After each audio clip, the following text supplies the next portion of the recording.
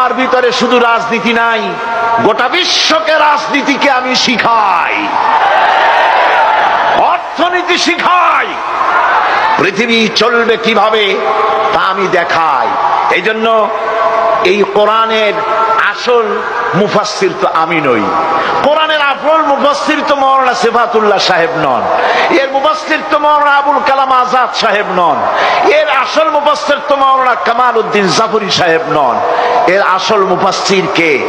কোরআনের আসল মুফাসসির, genuine authentic interpreter, আল্লাহর পক্ষ থেকে নিয়োগ প্রাপ্ত মূল মুফাসসির যিনি, মূল তরজমানুল কোরআন, কোরআনের ভাষ্যকার যিনি, তিনি হচ্ছেন সর্বকালের সর্বযুগের সর্বশ্রেষ্ঠ মহামানব বিশ্বনবী জনাবে মুহাম্মদ রাসূলুল্লাহ সাল্লাল্লাহু আলাইহি ওয়াসাল্লাম।